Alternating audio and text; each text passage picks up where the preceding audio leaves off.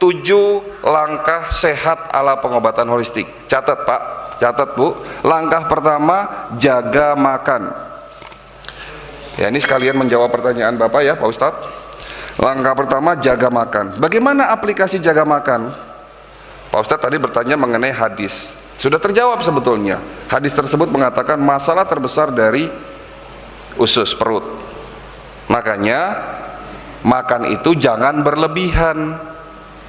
Ada dalam Al-Qur'annya Pak Ustaz.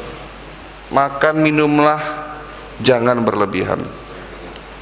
Coba sebutin hadis yang berkaitan dengan makan jangan berlebihan. Sebutkan.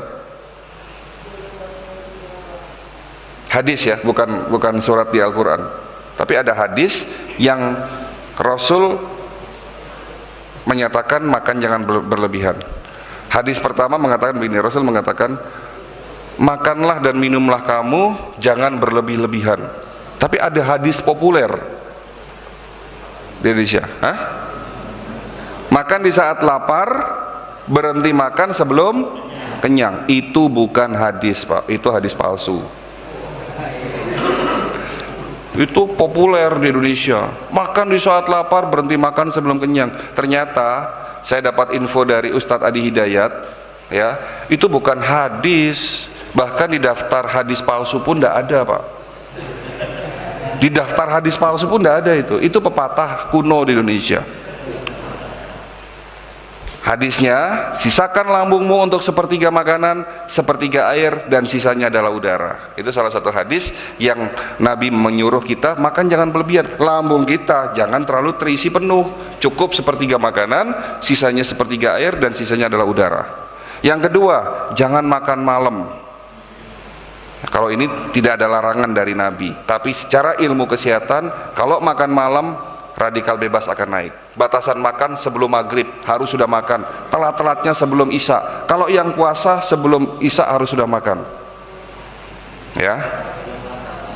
Terus yang ketiga, perhatikan asupan protein, karbo, dan serat. Jangan terlalu banyak karbohidrat.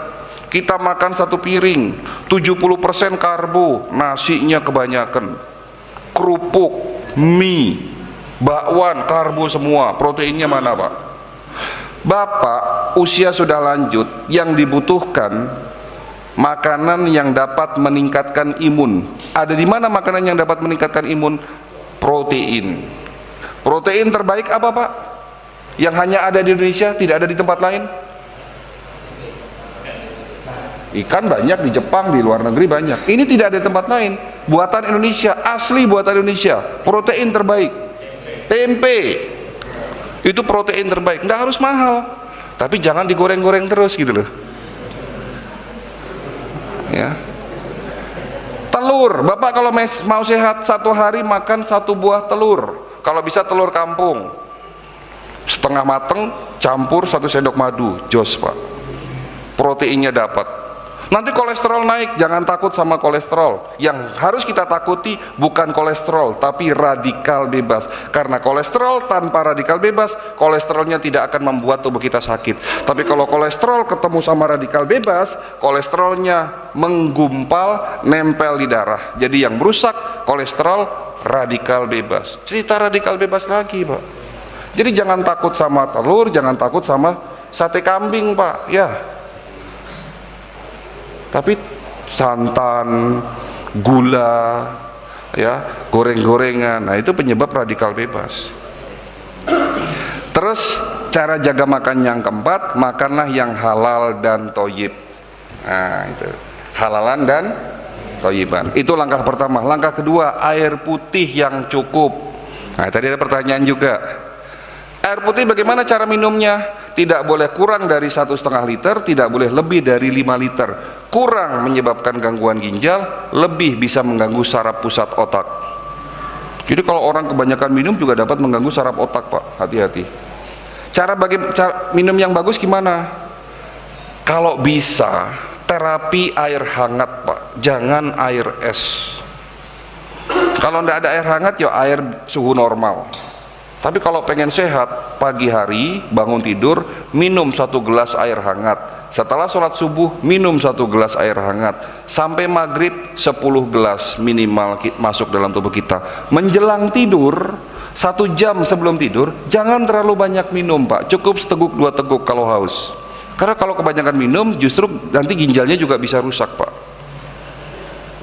Ya, itu langkah kedua. Langkah ketiga, jangan tidur di 3 waktu ini. Jangan tidur larut malam, jangan tidur setelah sholat subuh, jangan tidur antara asar dan maghrib. Tidur larut malam menyebabkan radikal bebas naik, tidur setelah sholat subuh menyebabkan pikun, tidur antara asar dan maghrib menyebabkan imunitas daya tahan tubuh berkurang. Langkah ketiga. Langkah keempat, puasa. Nah, ada pertanyaan, bagaimana dengan puasa? Puasa itu manfaatnya banyak, detoks kolbu dan detoks usus, detoks darah, detoks hati. Nah, itu manfaat puasa. Untuk materi puasa kita skip dulu karena ini materinya panjang Pak Ustadz.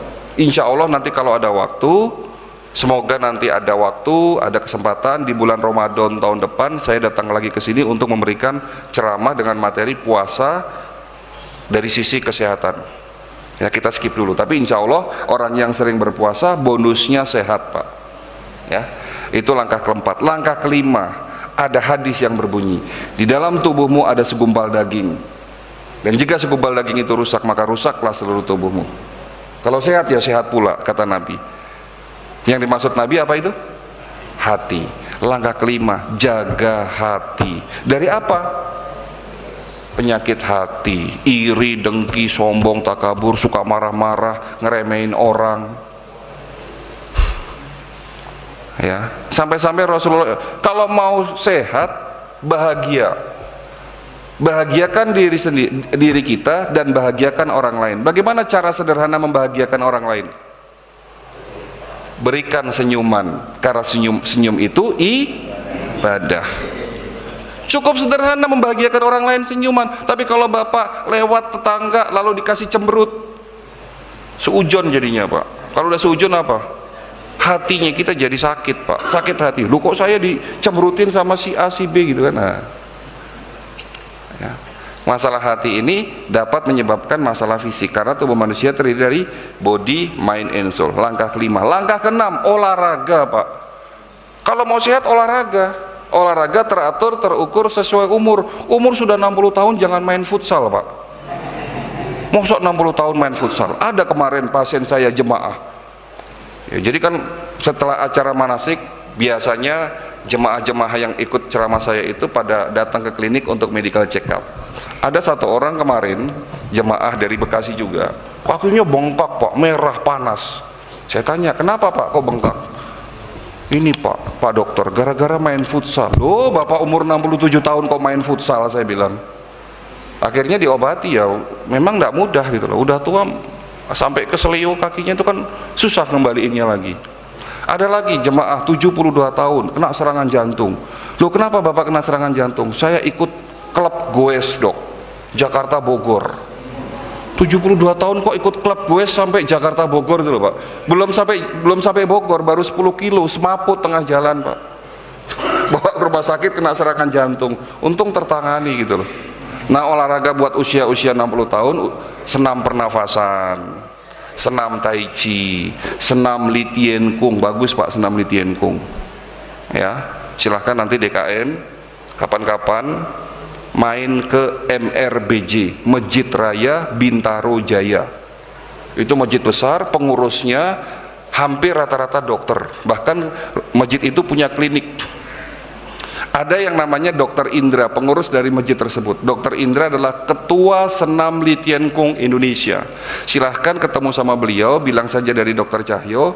Nanti tim dari Dr. Indra akan ngajarin di sini, jemaah di sini untuk senam Li Tien Kung Pak. Gratis Pak, tidak bayar itu. Silahkan nanti ke MRBJ, Masjid Raya Bintaro Jaya, daerah Bintaro, sektor 9. Ya, silahkan nanti ke sana. Biasanya Dr. Indra itu insya Allah selalu ada di ibadah sholat subuh. Ya, maksudnya di sholat subuh ya. Baik, itu adalah langkah ke-6, olahraga teratur, terukur sesuai Langkah terakhir, langkah ke-7, Seperti mobil kita yang perlu di-tune up tiap 4 bulan sekali, tubuh kita juga harus diperiksa setiap 1 tahun sekali. Jadi langkah ketujuh, medical check up sebelum sakit. Sudahkah Bapak medical check up? Mau Pak? Ada tapinya? BPJS aja enggak gratis loh Pak. Mosok kami yang swasta gratis? Tidak gratis, tapi tidak memberatkan. Bapak tahu medical check up holistik di rumah sakit itu mahal Pak. Bayangkan yang namanya holistik semua di scan dari kepala sampai ujung kaki di scan Pak. Kalau dengan metode yang di rumah sakit satu organ di scan itu Bapak harus nyiapin duit 2,5 sampai 3 juta Pak. Itu baru satu organ. Nah kalau seluruh organ piro gitu loh.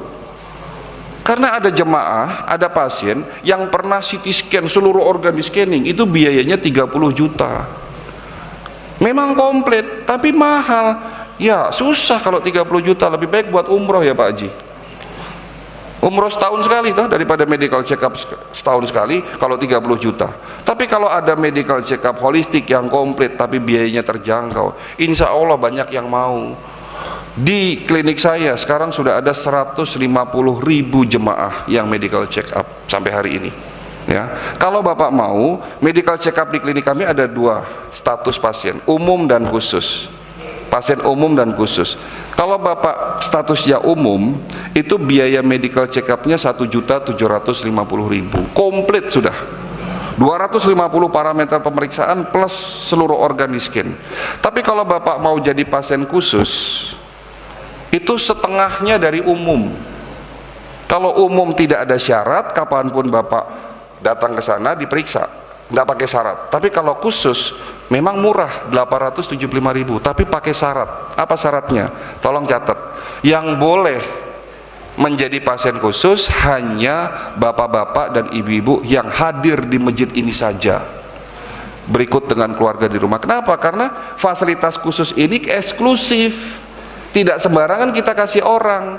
Siapa yang berhak menjadi pasien khusus? Hanya yang mengikuti ceramah saya sampai selesai. Gitu. Ini hadiah yang kita berikan. Kalau Bapak sudah jadi pasien khusus, konsultasi dengan dokter-dokter di sana termasuk dengan saya, gratis selama 1 tahun konsultasinya. Ya. Kalau Bapak nanti, bagaimana prosedurnya setelah acara ini selesai? Kalau Bapak mau jadi pasien khusus, ya, itu Bapak daftar dulu sama Mas Reja di belakang. Nah itu ada Mas Reja, daftarkan sama beliau.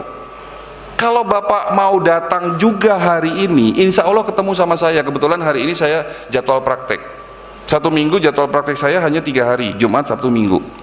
Hari ini kebetulan saya juga jadwal praktek. Silahkan, kalau Bapak setelah daftar hari ini, datang hari ini, saya kasih tambahan fasilitas. Apa itu? Antar jemput gratis, tapi kolektif, minimal 5 orang, karena jemputnya pakai mobil. Ya, kolektif minimal 5 orang. Bagaimana caranya? Nanti bilang sama Mas Reja di belakang, dok saya mau dijemput. Kumpul di sini setengah 9, jam 9 sudah berangkat pakai mobil kita. Diperiksa di klinik, medical check up komplit, konsultasi sama saya. Kalau ada ketemu penyakitnya, insya Allah nanti ada solusinya. Ya, kita pulangin lagi sampai selesai. Itulah yang namanya manasik kesehatan, mulai dari teori sampai prakteknya apa? Prakteknya medical check up. Nanti setelah medical check up saya akan memberikan buku gratis buat Bapak. Judulnya Body Mind Soul. Itu ada buku petunjuk di mana dalam buku-buku itu, dalam buku itu ada contoh-contoh ramuan herbal, contoh buah-buahan yang dapat dimix untuk penyakit kalau nanti ketemu penyakitnya di dalam medical check up. Ya, mudah-mudahan ini solusi buat kita semua. Pesan saya jangan tunda-tunda, karena tunda-tunda lupa nanti Pak. Ya, cukup sekian dari saya. Semoga acara ini menjadi ilmu yang bermanfaat. Mohon maaf kalau penyampaian kami ada yang kurang baik. Kesempurnaan hanya milik Allah, sementara saya sebagai manusia banyak salahnya. Ya, akhirul kata wabillahi taufiq wal hidayah. Wassalamualaikum warahmatullahi wabarakatuh.